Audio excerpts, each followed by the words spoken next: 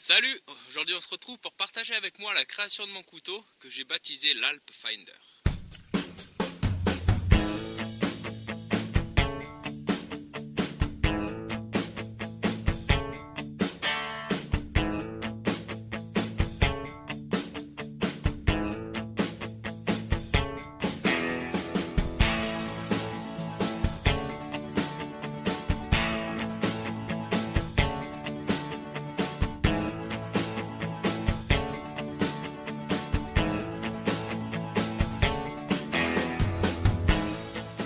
Alors pourquoi le nom de Alp Finder? C'est tout simplement parce que je me suis basé sur le Mora Pathfinder que j'avais cassé. Donc en fait, je m'étais dit tiens, ça serait plutôt sympa d'en refaire un dans le même style en plate semelle. Donc on va retrouver le gros de la forme du Pathfinder sur mon Alp Finder. Voilà, on va voir ensemble un petit peu un résumé, un petit pas à pas de la façon dont j'ai réalisé ce couteau. Donc avant de commencer, je tiens à signaler que je ne suis pas du tout un coutelier professionnel. Je suis un simple amateur qui débute dans ce genre d'exercice. Donc j'ai sûrement fait des erreurs, etc. Mais du coup, on apprend au fur et à mesure, c'est aussi ça qui est intéressant. En tout cas, le résultat final est assez sympa. On va voir un petit peu comment ça s'est passé. Voilà, donc je suis parti en fait d'un décès. Je l'ai ensuite reporté sur un morceau de bois pour me servir de patron. Et j'ai tracé le contour sur la plaque d'acier. Ensuite, je suis venu découper la plaque à l'aide d'une disqueuse. Donc après avoir discuté avec d'autres personnes, apparemment il serait mieux de la mettre à l'horizontale, donc ce que je ferai pour la prochaine fois. Je suis venu ensuite décrocher le morceau qui va me servir de base. Ici je viens faire des rainures jusqu'au trait que j'avais fait tout à l'heure. Donc les petites rainures qu'on peut voir ici, en fait ça va être efficace et ça va servir pour aider lors de la découpe. On peut également le faire avec la scie à métaux, mais c'est évidemment beaucoup plus long. Voilà à quoi ça sert ces petites rainures. On va passer avec la disqueuse pour enlever une petite rainure puis l'autre, ainsi de suite, ce qui va faciliter la découpe. Ensuite je vais me servir toujours de la disqueuse pour venir un petit peu aplanir et peaufiner le travail. Et voilà avec quoi on se retrouve. Donc c'est à peu près similaire à mon guide, mon patron que j'ai fait en bois. On peut voir un petit peu la prise en main que ça va avoir.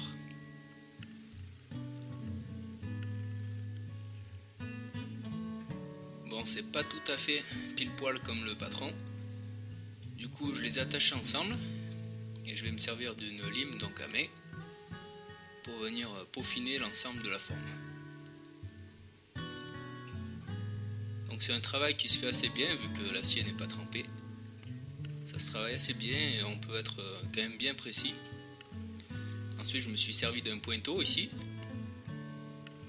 pour venir marquer le fer pour avoir l'emplacement des futurs trous. Donc voilà à quoi ça sert. En fait ça va laisser une marque et cette marque va guider finalement le foret pour qu'il ne parte pas dans tous les sens. Voilà, ça va bien s'accorder avec. Donc là j'ai percé en premier à 4 mm, sachant que j'y mettrai des tubes de 8 mm. Donc finalement j'ai fait un pré-trou pour faciliter le perçage à 8 mm par la suite.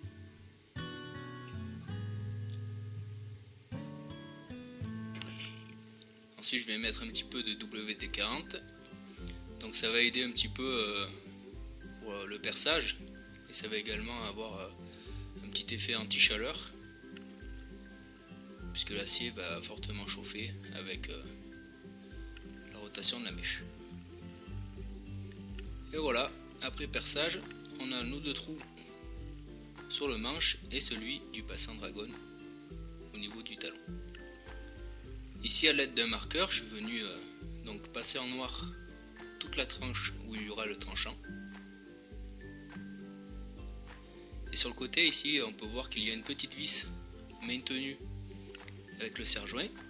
Ça va servir à venir marquer le milieu de la tranche. Donc ici j'ai une plaque de 3 mm, donc on va arriver au milieu pour savoir où venir pour travailler sur le tranchant et avoir donc le tranchant bien axé au manche.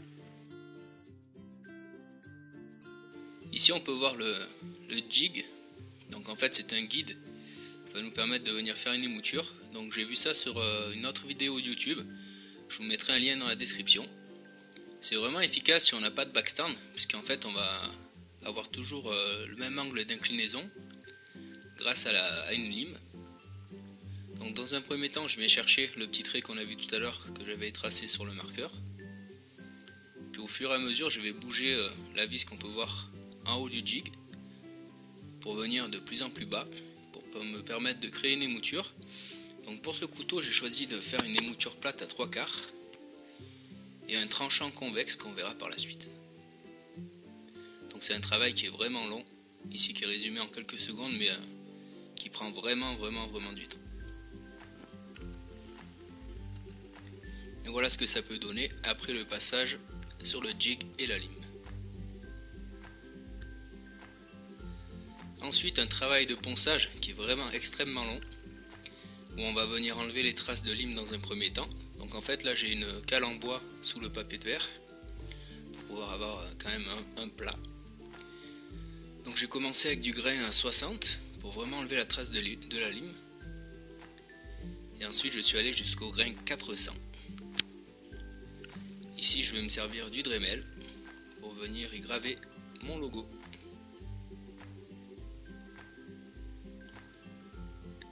Encore une fois, l'acier n'est pas trempé, donc ça se travaille assez bien.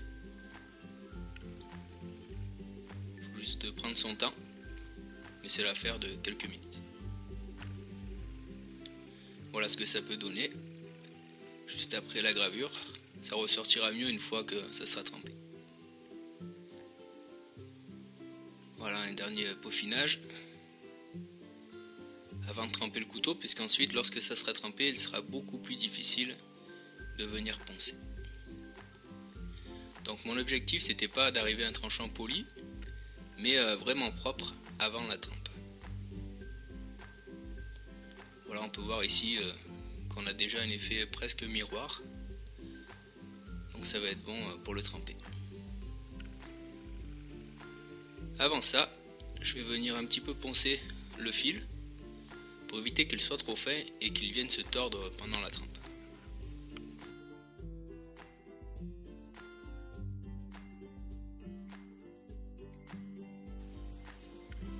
Voilà, on est prêt pour la trempe. Donc ici le barbecue, où on va venir placer le couteau à l'intérieur. Le sèche-cheveux pour alimenter les braises. Ici un aimant pour tester si la lame est toujours aimantée. En fait, si ça aimante toujours, c'est que c'est pas prêt pour la trempe. Et dès que ça n'aimante plus, on va pouvoir le tremper dans un bac avec de l'huile de colza. Et là-bas au fond, bien entendu, le couteau. Voilà, ici la chauffe est assez longue, donc je viens finalement mettre le couteau dans les braises. Braises que je vais alimenter au sèche-cheveux. Donc là ça va être résumé en quelques secondes seulement, mais ça prend quand même un petit moment avant d'être à la bonne température. Voilà, on peut voir ici qu'avec le sèche-cheveux ça alimente bien les braises, même si c'est toujours mieux apparemment d'alimenter le feu par-dessous. Donc là c'est un petit peu système D. En tout cas j'ai pu venir prendre le couteau comme on le voit ici. Donc j'ai essayé plusieurs fois avant, ça aimantait toujours, là ça n'aimante plus. Je suis venu le plonger directement dans l'huile pour la trempe. Ensuite je suis venu secouer dans le bac, donc c'est plus intéressant, plus efficace et mieux pour la lame d'avoir un bac vertical.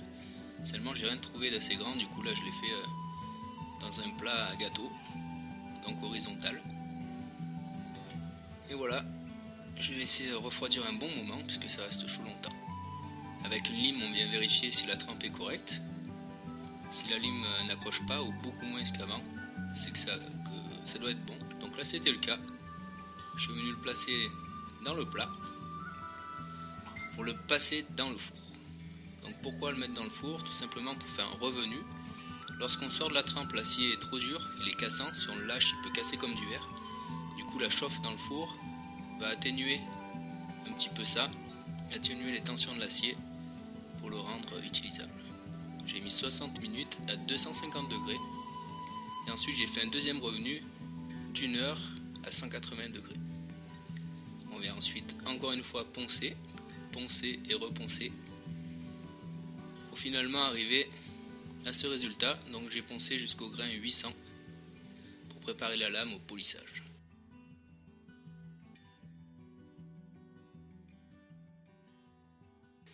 Pour le polissage, on vient se servir d'un petit accessoire que j'ai placé ici sur la perceuse. Donc avec une pâte qui est assez grossière, et le disque à polir est aussi assez grossier. Donc c'est pour commencer finalement à polir la lame. On peut voir ici en bas de lame la partie qui a été polie et celle qui ne l'est pas en haut. Donc on peut déjà voir une bonne différence entre les deux.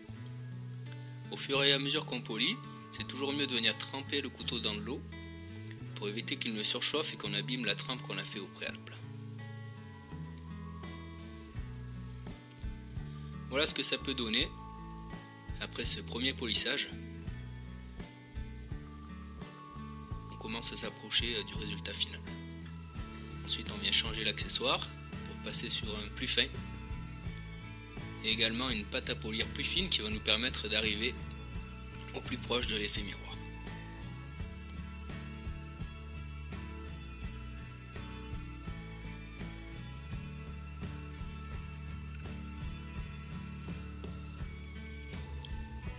Voilà ce que ça peut donner après le polissage. Donc évidemment on pourrait aller chercher peut-être encore plus loin sur l'effet miroir. Une fois que j'en arrive là, je vais m'atteler aux manches. Donc je suis venu prendre un bout de buis qui séchait chez un cousin depuis 10 ans. Donc je vais partir de ça. Pour l'instant évidemment ça n'est pas utilisable en l'état, mais on va s'en occuper. Dans un premier temps, je vais enlever toutes les parties qui sont craquelés. Donc on va enlever un bon morceau du bois. Puis pour voir le reste, je vais venir écorcer à l'aide d'une plane pour bien voir les petites craquelures sur le bois pour le raccourcir encore un peu.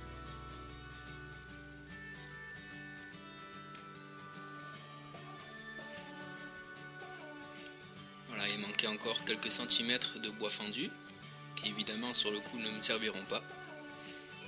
Je vais ensuite enlever les branchages, mon but étant de venir sur une pièce qui a été équarrie pour pouvoir travailler directement. Donc voilà le résultat.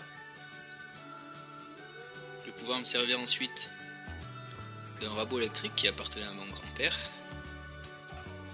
pour venir commencer à préparer la pièce.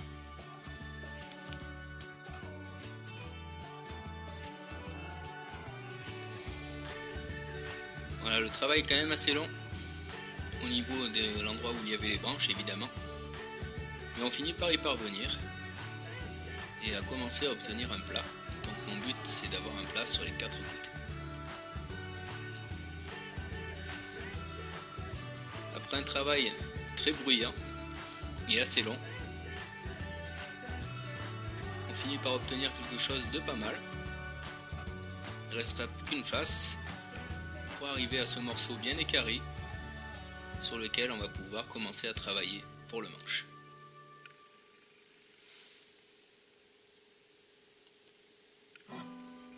Dans un premier temps, je viens tracer le contour du manche juste pour avoir une idée de la longueur qu'il va falloir que je découpe.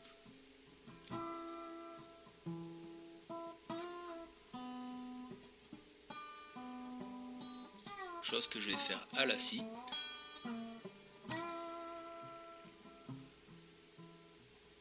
Ensuite, beaucoup plus long, il va falloir venir débiter les plaquettes pour obtenir ce résultat. Il va falloir bien insister sur un côté de la plaquette pour qu'elle soit vraiment plate et utilisable ensuite sur le couteau. Puis on va venir tracer le contour complet du manche sur la bonne face pour se retrouver avec nos 2 plaquettes qui sont prêtes à être découpées. Avant la découpe, on va venir percer les trous, donc directement à l'aide du couteau pour avoir le bon emplacement, le couteau qui est maintenu par des serre-joints dessus pour ne pas que ça bouge. Donc bien évidemment, on va venir le faire sur les 3 trous au bon diamètre des tubes, donc ici du 8 mm. Voilà avec quoi on se retrouve, les plaquettes percées et le couteau. Je suis ensuite venu couper les tubes qui me serviront à maintenir le manche à l'aide d'une scie à métaux.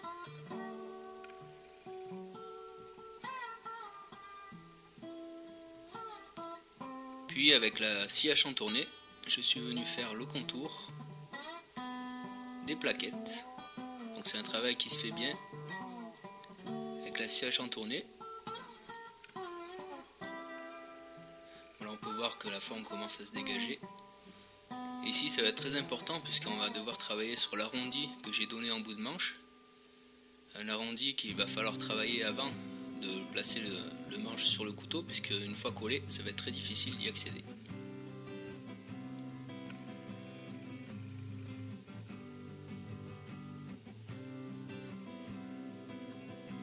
Et voilà une plaquette qui est dégagée.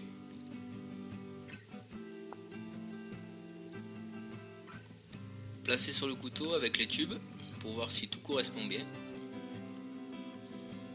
Je me servirai de la première plaquette pour venir tracer le contour sur la deuxième, qu'on va évidemment, encore une fois, découper à la scie. Toujours sur l'arrondi, je vais venir le travailler ici avec une ponceuse à bande qui appartenait également à mon grand-père, pour venir donner cette forme qui sera encore une fois difficile d'accès par la suite. Avec une râpe à bois qui appartenait aussi à mon grand-père, je viens faire la forme du manche, donc une forme ergonomique que je souhaitais sur le manche. Voilà ce que ça peut donner. Après quelques coups de râpe, j'ai fait également l'emplacement pour y placer le pouce pour les coupes inversées. A l'aide du Dremel, dont je me sers quand même pas mal dans mes projets, je viens enlever les traces de râpe. Et voilà ce que ça peut donner après quelques minutes avec le Dremel. Dans la face intérieure des plaquettes, je viens percer des tout petits trous sur les 2 plaquettes. Donc l'objectif, ça va être de donner plus d'adhérence à la colle lorsqu'on va venir coller le manche sur le couteau.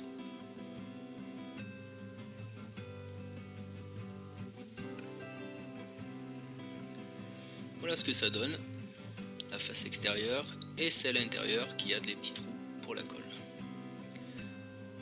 Voilà, on va vérifier que tout est bon au niveau dérivé des tubes ici. Puis on va poncer le manche pour qu'il y ait encore une fois une bonne accroche des plaquettes. Ensuite, à l'aide du WD-40, je viens nettoyer la surface pour qu'il n'y ait pas de poussière avant le collage.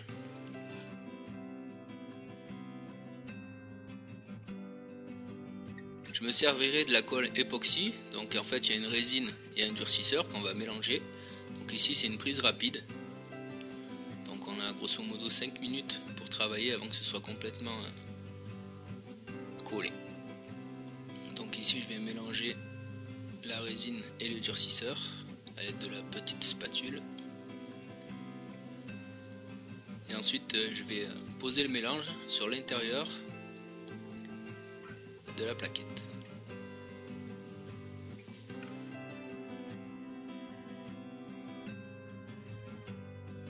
Bien évidemment, on va faire la même chose sur les 2 plaquettes. On vient bien tartiner généreusement.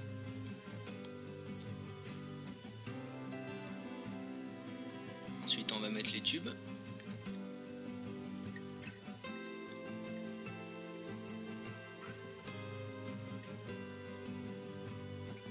Puis le manche. Et on viendra placer la deuxième plaquette à l'opposé.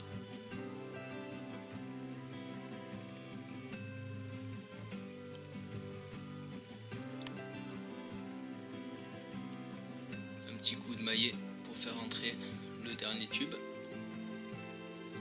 Puis on va placer les serre-joints. Donc j'ai mis un peu tous les serre-joints que j'avais, histoire d'être sûr que ça tienne bien. Et à l'aide d'un coton-tige, on va enlever le surplus de colle, car ça va être très difficile de l'enlever si ça sèche. Donc on va se placer sur les endroits qu'on ne poncera pas. Par exemple sur le dessus du manche, ça sera moins embêtant puisqu'on va venir poncer. Ici on ne touchera plus à cette zone arrondie, du coup il est important d'enlever la colle avant. On va laisser sécher l'ensemble un petit moment avant d'enlever les serre-joints. Donc j'ai pas attendu vraiment longtemps, peut-être un petit quart d'heure. La colle prise rapide est vraiment très rapide, du coup c'était suffisant. Voilà un premier aperçu. On va pouvoir enlever les tubes. Donc ici encore une fois à l'aide du Dremel, on pourrait le faire avec une scie à métaux par exemple.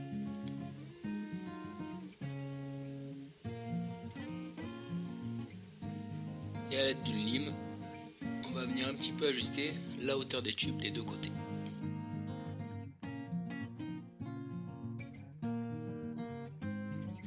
Et voilà le résultat. On va pouvoir commencer à poncer le manche. Donc pour ça, je vais me servir encore une fois de la ponceuse à bande pour décrocher de la matière sur le dessus et arriver en contact avec le métal de la plate semelle. Donc ici la ponceuse à bande est bien appropriée puisqu'on a une grande surface sans trop de courbes. Donc ça va être vraiment efficace pour ça. Par contre pour le dessous du manche avec les courbes, ça va être beaucoup plus difficile. Donc je vais travailler dans un premier temps avec la râpe en bois. Donc en veillant à ne pas toucher le fer, bien évidemment, c'est pour dégrossir un petit peu le travail. Dès que j'approche du fer, j'ai fait la même chose avec une lime à métal ronde. Puis ensuite, j'ai peaufiné le travail avec le Dremel.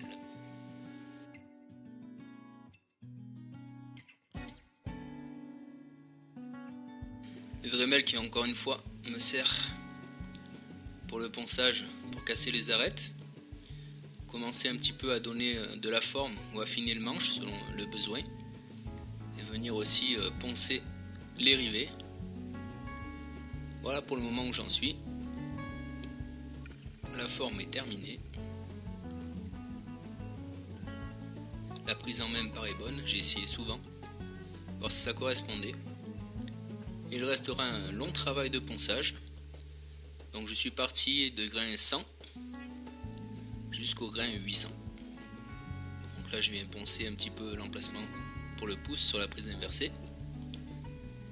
Et voilà ce que ça peut donner après le travail de ponçage. Je suis venu au fur et à mesure que je redescendais sur du papier de plus en plus fin, poncer également le dessus de la lame pour une bonne finition de l'ensemble. Voilà le grain dont je parlais tout à l'heure, donc du 800. Pour vraiment bien finir au niveau du bois, mais également au niveau des tubes. Pour arriver sur ce résultat. À ce stade, je n'ai toujours pas de tranchant sur le couteau. Donc on peut voir que le fil est très fragile, puisqu'il est vraiment extrêmement fin. Donc il va falloir venir créer un fil et un tranchant. Je vais le faire à l'aide de l'outil Worksharp, qu'on verra un petit peu plus tard en test dans une vidéo. Donc après quelques passages avec un grain 120 d'un côté et de l'autre de la lame, j'ai pu venir créer très rapidement un fil. Donc c'est une machine qui permet de créer des fils convexes. Et ensuite je suis passé sur des ceintures beaucoup plus fines pour arriver sans l'aide du cuir à un tranchant qui peut découper très facilement le papier.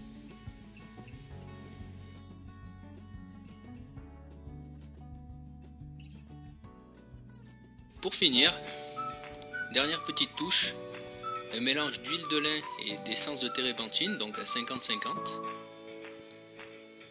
C'est ce dont je me sers aussi pour les manches de hache et tout ce qui n'est pas alimentaire. Par exemple les cuillères, je me servirai d'huile d'olive. Et pour tout le reste, je me sers de cette huile. Donc on peut voir un côté qui n'est pas huilé et l'autre qui l'est déjà. Donc c'est vraiment très efficace, ça permet de nourrir le bois, éviter qu'il soit trop sensible à l'humidité et à faire ressortir bien évidemment le veinage du bois.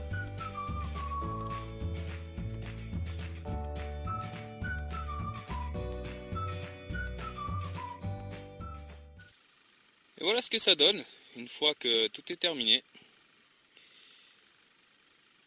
Donc on a un tranchant, une émouture un petit peu polie, avec un petit tranchant au fil convexe, un manche en buis avec une plate semelle, talon dépassant et 3 tubes qui peuvent servir de point d'ancrage et qui aident ici à la rétention du manche comme avec des rivets.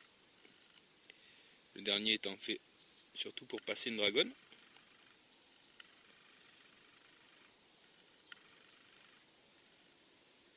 Le brut de trempe en haut et le polissage jusqu'à la pointe. Voilà, on retrouve la lame polie avec son tranchant qui brille en bas et son manche en buis avec sa forme ergonomique, que ce soit dans ce sens ou dans celui-ci, pour avoir une bonne prise en main. Donc j'ai voulu un talon qui soit quand même assez gros pour pouvoir permettre les coupes à la volée sans avoir besoin de mettre une dragonne.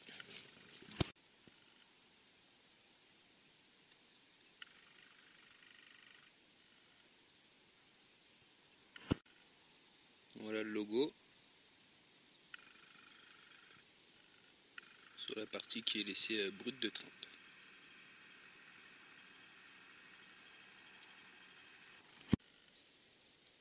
Voilà la forme ergonomique vue du dessus et les 3 mm de la lame jusqu'à la pointe. Voilà, grosso modo c'est un petit peu la même longueur de la lame, la même longueur au total et la même épaisseur de lame d'environ 3 mm. Au niveau du galbe du manche, je m'en suis inspiré au niveau de la courbure. Voilà, grosso modo ça serait un petit peu un Pathfinder revisité, artisanal et en plate semelle avec manche en bois et un talon dépassant.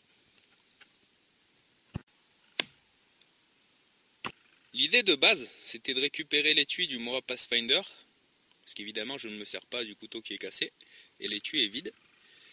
Pour y mettre l'Alp Finder, seulement j'ai fait une lame un petit peu plus haute que le Pathfinder d'origine, du coup ça ne rentre pas dans l'étui. Donc je vais être amené à réaliser un étui en cuir pour l'Alp Finder. Donc la réalisation de cet étui fera l'objet d'une future vidéo.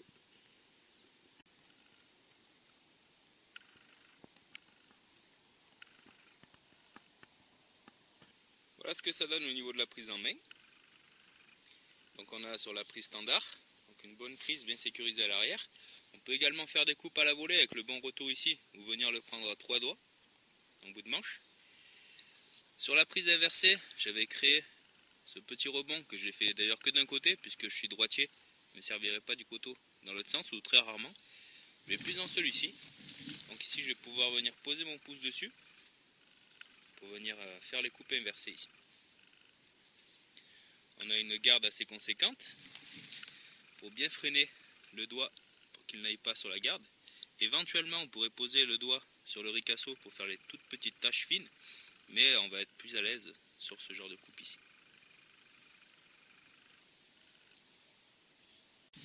Enfin on va avoir cette prise qui va être également sécurisée avec la garde lorsqu'on va vouloir venir planter le couteau dans une bûche. Voilà, au final il y a sûrement quelques erreurs sur ce couteau et l'acier est inconnu, la trempe un petit peu hasardeuse, mais en tout cas ça a trempé. Au niveau de la pointe, je l'avais planté dans une bûche lorsque ça n'était pas trempé, ça s'était complètement tordu. Et ici la pointe tient le choc, donc c'est un couteau que je vais pouvoir utiliser. Je ne ferai pas de vidéo test à proprement parler dessus, mais en tout cas je m'en servirai lors des prochains bivouacs, donc on sera amené à le revoir. Voilà, en espérant que ce partage vous ait plu. Merci et à bientôt.